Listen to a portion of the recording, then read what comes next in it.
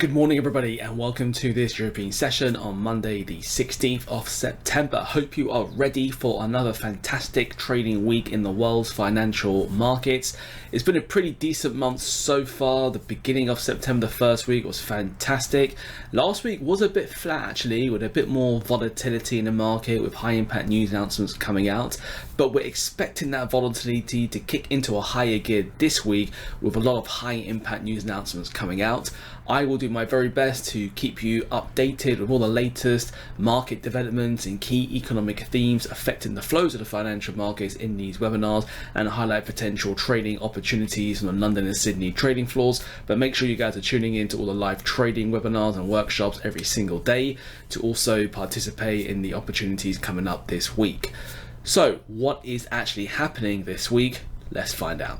For the week ahead, it all really kicks off on Tuesday. Monday is pretty light on the economic calendar, not really any major news announcements out.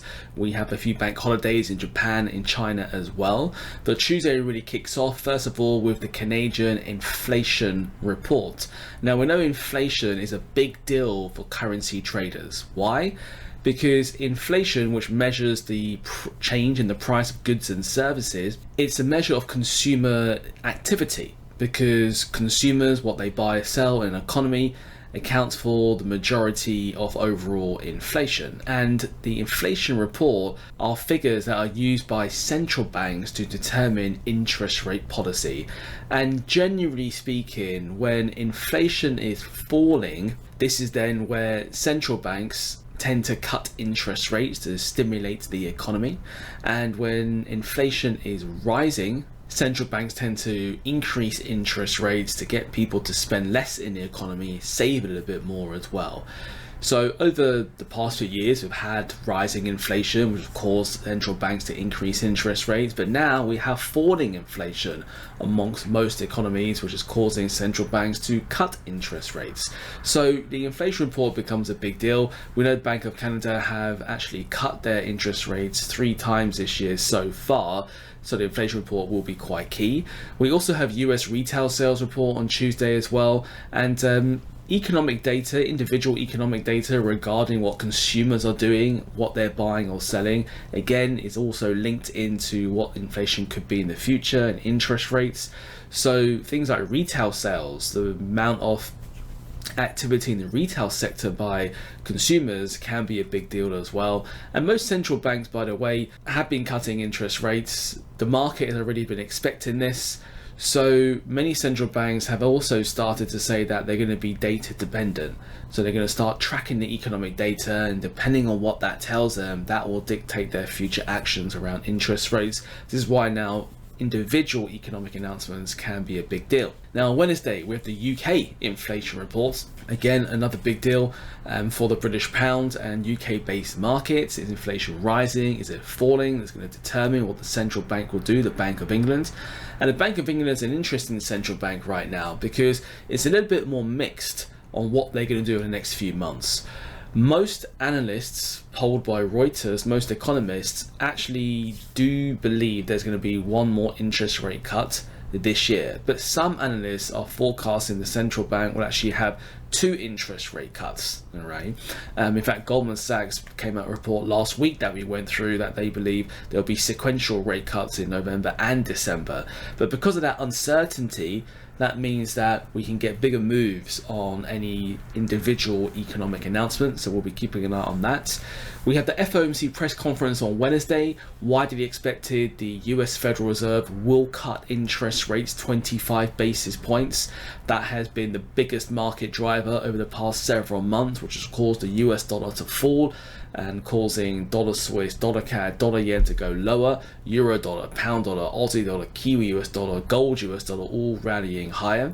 But we've had a bit of a shakeout over the past few weeks off those trends, more range-based markets, more corrective cycles, because now it's getting into the reality of what the central bank will do, and everyone's already positioned themselves accordingly. There is some talk that some analysts believe that there could be a bigger interest rate cut to 50 basis points, so it will be interesting to see if there's any surprises. And that's really what we're looking for. Are there any surprises to what the market is already expecting? Because we know things are already priced in. because that's why big investment banks hire thousands of analysts across the globe, Monday to Friday, 9 to 5, analyzing news, fundamentals, economic data, so their clients themselves can position themselves in the market ahead of time, because their capital size is so large, they need time to build positions because of liquidity. All the reasons we go through on how the market works on day one of Learn Forex. But the key is when the market gets surprised and everyone's got to readjust their positions, causing a lot of volatility. And sometimes that volatility is tradable, sometimes it's not tradable and it's just a bit wild. But sometimes that volatility is tradable if we get the follow through from that volatility. So that's the things that we want to be keeping an eye out on. Thursday with the Australian employment reports and also the Bank of England official bank rate statement, and how the individual members of the Monetary Policy Committee have voted, right? And because you can see individual members, how they vote on whether they should hold interest rates now, cut interest rates, it does give us a bit of an insight, forward thinking look on the transition of sentiment among the central bank, and it's a good forecasting tool of what could happen in the next meeting. So we'll keep an eye on that as well. And then Friday we've got the Bank of Japan press conference as well, and their decisions on interest rates. So it's a big week for central bank activity, all really kicking off sort of mid to the end of the week. Of course, I'll do my very best to highlight you on any key trends and trading opportunities around anything that's happening this week through these different webinars. For now, let's dive into the market and let's see what's going on. Okay, so just to get a quick update on how the market has opened for the beginning of the week so far. So if we look at the currency strength indicator here, we can see that obviously a lot of strength in the gold, Japanese yen and British pound currencies. Now, gold, we know, has been rallying higher for quite some time, in fact, because of the weaker US dollar, and because of all the geopolitical uncertainty that's been developing. So of course, if there's any long-term positions on gold, then that's where the focus is. We've had some good trades on gold, but they were quite a while ago. I mean, a while ago, we're talking like weeks ago, which is not a long time, but for traders in the market, it is quite a long time. So we'll keep an eye on any opportunities around that. Now the British pound obviously is interesting. We have a bit of strength in the British pound. Can that sort of continue over the next several days, maybe into the Bank of England's news announcement, the inflation report, the Bank of England news announcement on Thursdays. We'll be keeping an eye on that. And of course, the US dollar is really on the back foot. Again, it's been the weakest currency over the past few months because of the expected cut in interest rates later this week. So let's see if there's any continuation in the US dollar weakness. But it has been a bit range based because it's so close to the news announcement now that not many people will be piling lots of money into the dollar, but it's still going to be algos, shorting the highs until we break those market structures. So, this is kind of aligning with what we're seeing from a fundamental economic data perspective. So, we're going to be keeping an eye on opportunities surrounding that. There are a couple of opportunities highlighted with the London and Sydney trading floors. If we take a look, first of all, the twin flip strategy. Now, actually, if you look at the twin flip here on the daily chart on the left hand side, so this is what I mean about gold, for example. We've had a pretty decent move in gold. We've been just trading in the moving average zone, these thick moving averages here, and just buying this on the dips. Now it is getting a bit more steeper, the trend. As you can see, we've now been bouncing off these moving averages instead, this support level. So now we're probably looking at more momentum based trading. So we know the twin flip is more of a positional style of trading. You're positioning yourself into more broader complex trends where maybe the trend isn't as established. But now we get a bit steeper, we can maybe get some momentum trends, things like phase changes and T waves, so that could become quite interesting, something to keep an eye out on. Now we know we are in a bit more of a positional environment in the currency market, at least on the higher time frames, but there are a few things to keep an eye out on here. So first of all, pound Australian has been highlighted because on top of what Smart Chart is analysing here with the different indicators on different charts, what we can actually see is that price is broken outside this trading range. Okay, and what you'll notice is that when price does consolidate inside of a trading range, it does tend to break out. Now, sometimes the breakouts can last for very long. Sometimes it might be a bit short. Of course, we don't know, but of course, as price does break out, it is giving us some clues that maybe price could start to trend. Now, what we like about pound against the Australian is the fact that we're retesting the highs off that previous trading range, and this resistance levels price broken through could it act as a level of support. There's potential, all right, if this does want to sort of rally higher. We also have this higher high, higher low cycle developing here, so we also have evidence of buyers willing to buy this market at a low price but also willing to keep buying up at a high price. And we can also see that price has started to bounce off this moving average zone, the larger moving averages, the thicker ones on the chart, and now we're on more of the smaller momentum moving averages, so maybe there is a chance of buyers turning up here. So what we have here is a confluence of support areas where buyers could potentially turn up. Now, not only do smart charts help you to identify potential trading opportunities, but the sweet spot is also aligning up with any sort of human analysis as well, because your analysis is based on what the market is telling you right now. So that way you get a combination of leading and lagging evidence, which is always going to equate to higher probability trading opportunities. Now, to participate in any opportunities, if we just click the buy or sell icon here, smart charts will populate an entry price at the blue dot, stop loss on the red dot, and target the green dot. It will do all the risk and portfolio management calculations for you. These can all be adjusted to your own user preferences, of course.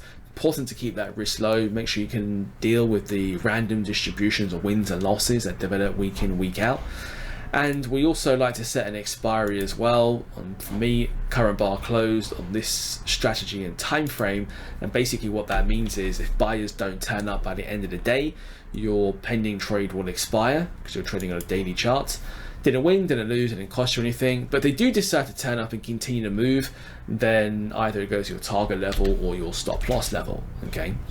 Now, something else that's been highlighted on the smart charts trading floor is pound New Zealand.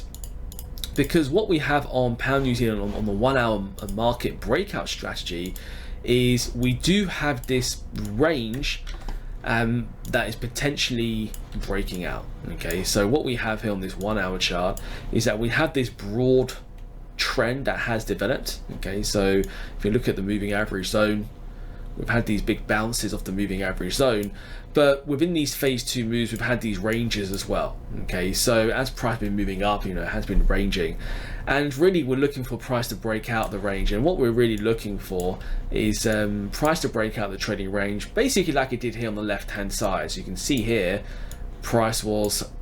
sellers were building on the moving averages, all right, the moving average zone, and then we got the breakout, the continuation. So we can start to see, look, buyers have been building on the moving averages, building on the moving averages, building on the moving averages. So maybe there's a chance that we have some early clues of buyers building positions on the moving averages, because remember before, look, we were breaking through them like they weren't even there, and now we're starting to bounce off them. Okay, so this could be an early warning sign that buyers may decide to turn up to the market and continue driving this higher. Again, it's a breakout strategy, which if you're a beginner trader, you probably don't trade breakouts in the currency market. You'll probably trade breakouts on stock indices, like the breakfast breakout strategy, because they're more suitable for beginners, because you get a lot more breakouts on stock indices. But because we're coupling technicals with fundamentals here, we know that the pound is pretty strong right now. We know the Kiwi is also quite weak from the currency strength matrix that we just looked at. So we can see the underlying internals of the market is also leading to a potential breakout here from this resistance level. So the good thing is that obviously smart charts will help to highlight the opportunities.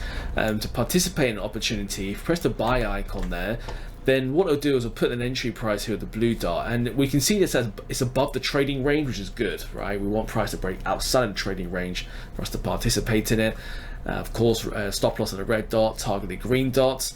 These can all be adjusted according to your own user preferences. Of course, it'll do all the risk management calculations, and on this particular strategy, we like to set an end of day expiry just to give a bit of time for buyers to turn up, continue to move, break out the range, and see if we get some further upside momentum developing. All right.